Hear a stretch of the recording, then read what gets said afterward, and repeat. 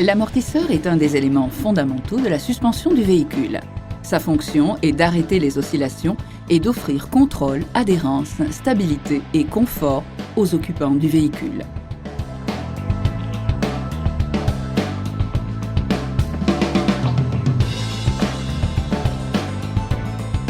Aujourd'hui, les amortisseurs sont des dispositifs hydrauliques.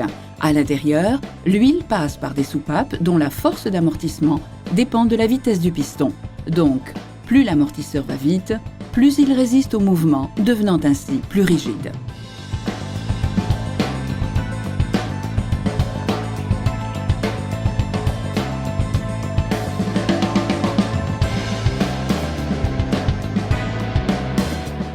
Le type d'amortisseur le plus utilisé actuellement sur les véhicules motorisés est l'amortisseur hydraulique télescopique. Bien qu'il existe d'autres variantes sur le marché, ils sont généralement composés d'un ou de deux tubes en acier cylindrique et d'une tige se déplaçant à l'intérieur et fixée au véhicule.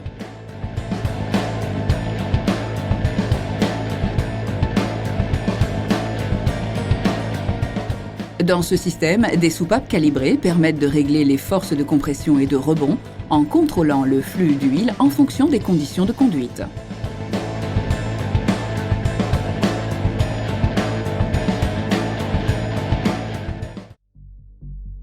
Le corps des amortisseurs bitubes, comme l'indique leur nom, est composé de deux tubes concentriques. Dans ces tubes se trouve la chambre de travail et la chambre de réserve.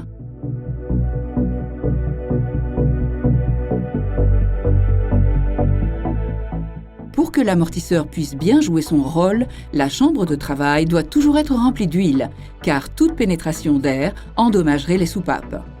La chambre de réserve est toujours en partie remplie d'huile, car sa fonction est de veiller à ce que la chambre de travail se remplisse, quel que soit l'état de compression de l'amortisseur.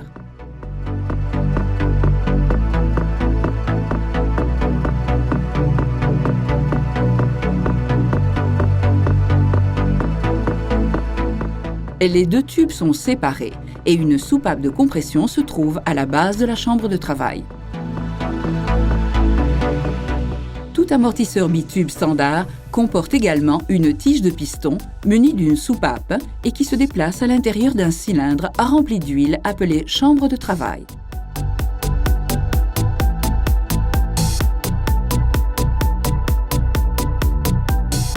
Dans cette soupape de rebond, trois éléments contrôlent le débit de l'huile.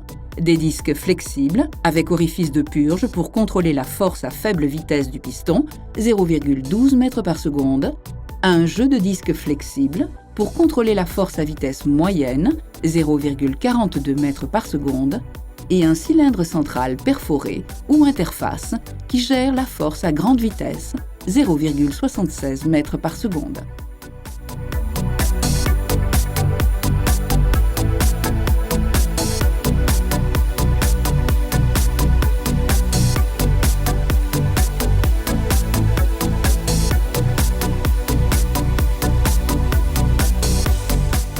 Les amortisseurs bitubes ont aussi une soupape de compression à la base du tube de la chambre de travail.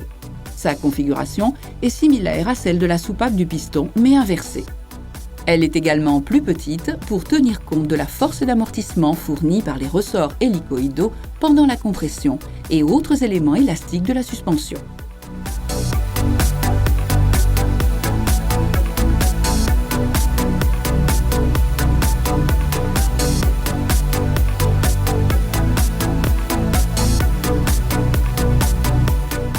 Quand l'amortisseur se comprime, à cause d'une irrégularité du sol, la tige entre dans la chambre de travail et y fait augmenter la pression de l'huile. Pendant cette phase, dite de compression, la soupape de compression contrôle la résistance du mouvement d'amortissement, tandis que l'huile passe presque librement du bas de la chambre de travail vers le haut par la soupape du piston.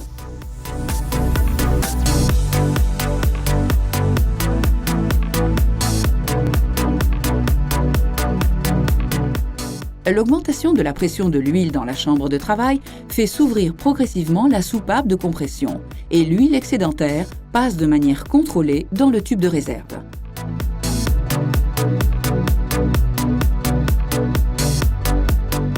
Pendant le rebond, la tige du piston quitte la chambre de travail de manière contrôlée grâce à l'effet de la soupape de rebond. Ce mouvement crée un vide qui aspire l'huile de la chambre de réserve et dont le volume équivaut à celui de la tige du piston qui vient de quitter la chambre de travail pendant le rebond. Grâce à cet effet, la chambre de travail est toujours pleine.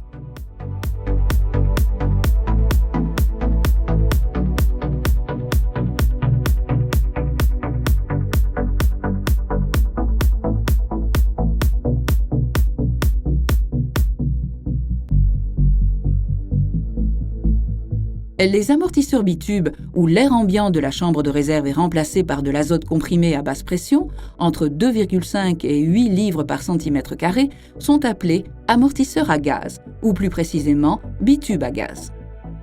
Le processus de charge du gaz s'effectue pendant la fabrication. L'azote liquide est ajouté à la chambre de réserve avant la pose des joints d'huile situés en haut de l'amortisseur pour éviter les fuites.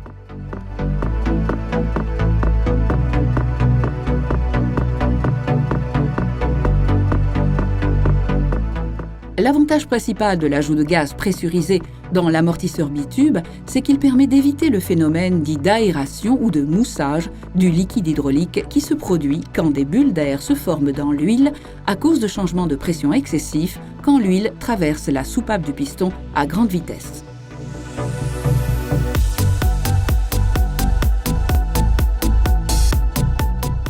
L'aération provoque du bruit et diminue la performance de l'amortisseur, car de l'air passe dans les soupapes.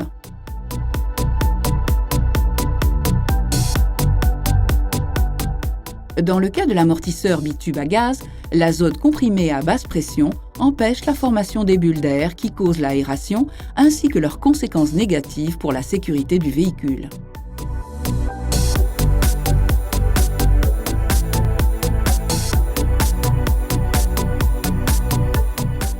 Les amortisseurs à gaz offrent d'autres avantages par rapport aux amortisseurs à huile hydraulique.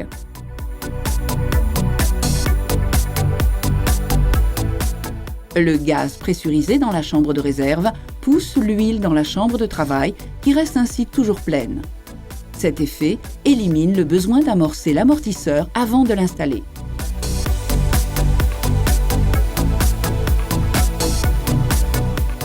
La présence de gaz renforce l'effet de l'amortisseur, ce qui améliore la capacité de ressort de la suspension.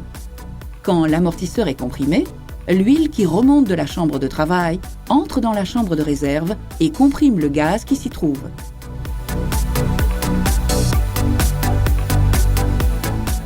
Quand l'amortisseur commence à rebondir, la force du gaz qui se détend aide l'amortisseur à rebondir plus rapidement.